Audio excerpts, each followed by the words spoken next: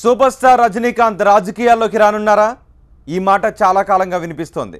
గతంలో ఏమో కానీ ఇప్పుడు మాత్రం రజనీ పొలిటికల్ ఎంట్రీకి రూట్ క్లియర్ అయిందని టాక్ నడుస్తోంది. దీనిలో భాగంగా ఆయన అభిమానులతో కలిసేందుకు రెడీ అవుతున్నారు. ఏప్రిల్ 2న రజనీ ఫ్యాన్స్తో భేటీ అవుతున్నారు. అటు వారి కుటుంబ సభ్యులు కూడా పొలిటికల్ ఎంట్రీపై గ్రీన్ సిగ్నల్ ఇచ్చినట్టుగా తెలుస్తోంది. దీంతో తమిళ తలైవ రాజకీయ ఎంట్రీ ఖాయమేనా?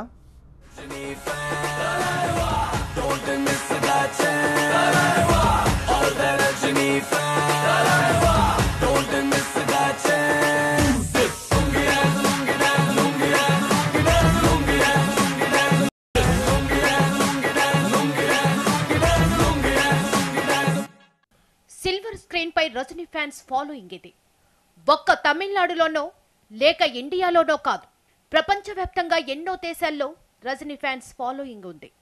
ఇప్పటి వరకు సిల్వర్ స్క్రీన్ పై చూసిన తలైవాను పొలిటికల్ స్క్రీన్ పై చూసేందుకు ఎంతో ఆసక్తిగా ఎదురు చూస్తున్నారు జనం. నరసింహ, నా గురించి కాస్త చెప్పే. మై బెస్ట్ ఫ్రెండ్ పేరు రాఘవయ్య. దండం పెడుతున్నాడు చూడు. రాజకీయాలు వద్దంటే వెళ్ళదు. నువ్వు మాత్రం విన్నావా? రాజకీయాల్లోకి రా రా అని పిలిచాను సార్. ఎక్కడొచ్చాడు? ఏ నేను సుఖంగా ఉండటం ఇష్టం లేదా? మీరు సుఖంగా ఉంటే సరిపోతుందా? ప్రజలు కూడా ఉండాలిగా. నిజం చెప్పారు.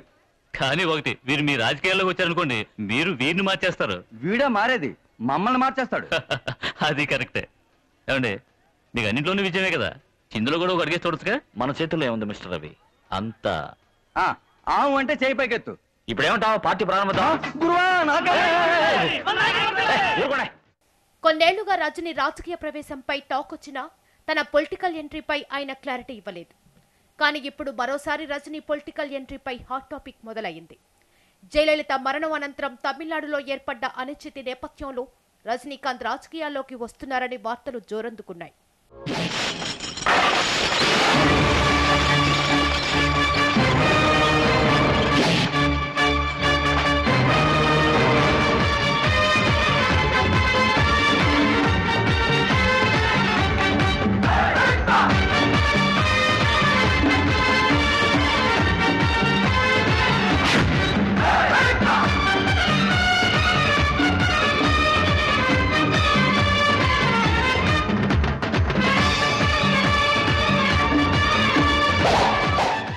సిల్వర్ స్క్రీన్ పై రజనీ యాక్టింగ్ ఎంత స్టైల్ గా ఉంటుందో, పొలిటికల్ స్క్రీన్ పై ఆయన ఎంట్రీకి సంబంధించి అంత సస్పెన్స్ ఉంటుంది.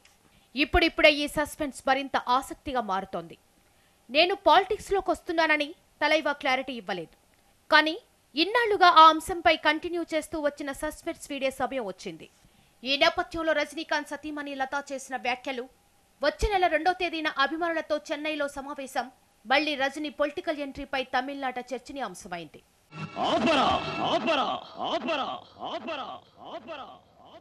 అంతకు మించి ఒక్క మాట ఎక్కువ మాట్లాడితే నీ నాలుక చీరేస్తాను. నా కళ్ళల్లోకి సూటిగా చూసి మాట్లాడడానికి భయపడే నువ్వు నా తీర్పుకి ఎదురు చెప్తావా? ప్రాణాలు తీస్తాను. బంధాలు బంధుత్వాలు కాదు నాకు కావలసింది. నాకు కావలసింది నీతి, న్యాయం, ధర్మం. పుట్టిన పుట్టుక కాదు నా ముఖ్యం. నాకు ముఖ్యం జరిగిన అన్యాయం, జరగాల్సిన న్యాయం. తీరా తాళి కట్టరా వెళ్ళి.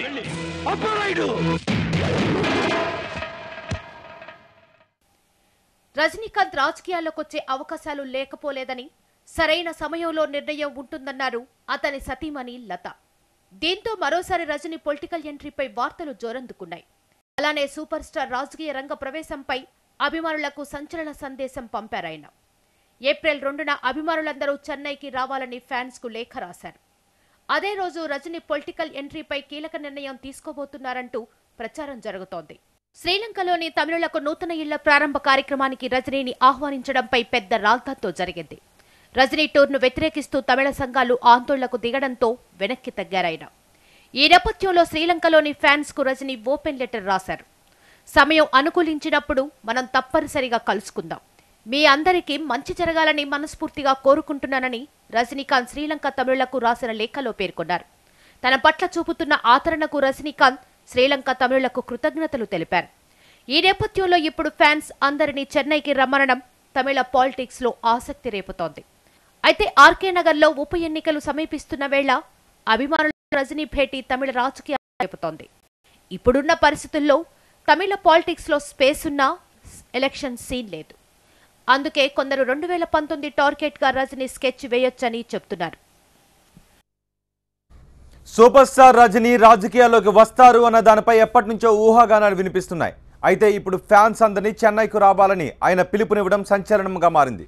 ప్రస్తుత పరిస్థితుల దృష్ట్యా రజనీ కొత్త పార్టీ పెడతారా లేక ఏదైనా పార్టీలో చేరతారా అన్నది సస్పెన్స్గా మారింది.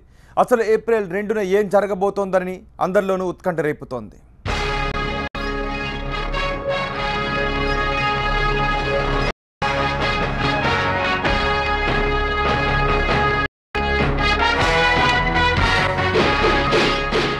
వచ్చే నెల 2వ తేదీన అభిమానుల సమావేశంలో తమిళ తలైవ రాజకీయ ఎంట్రీపై క్లారిటీ ఇచ్చే అవకాశం ఉందని ప్రచారం జరుగుతోంది.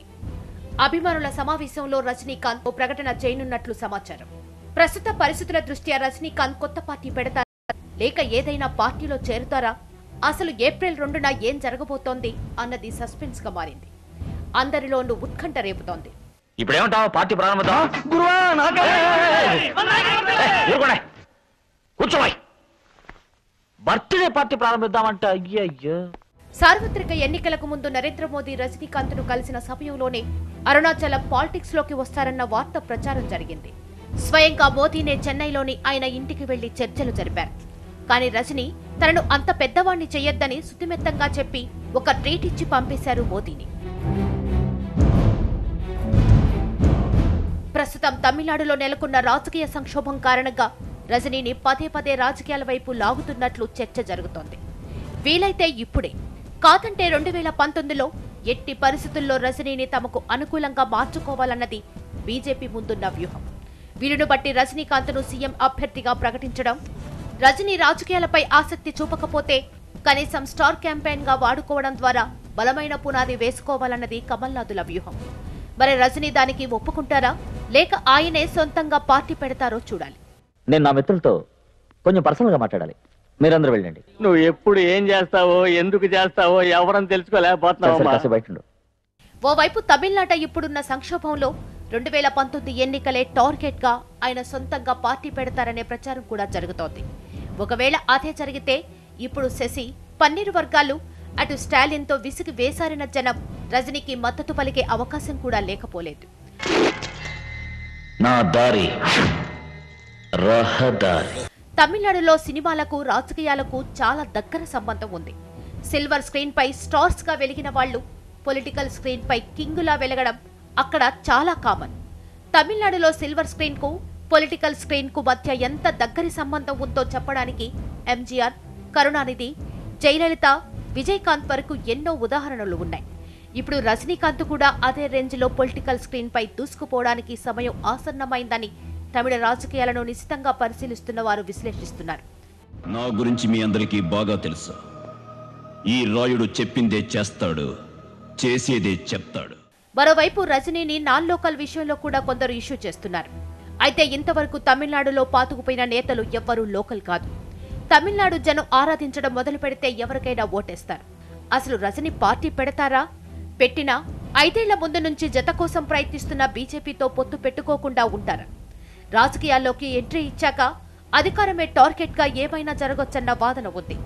అది నిజమో కాదో తేలాలంటే రజనీ రెస్పాన్స్ వచ్చే వరకు వేచి చూడడం తప్ప మరో మార్గం లేదు.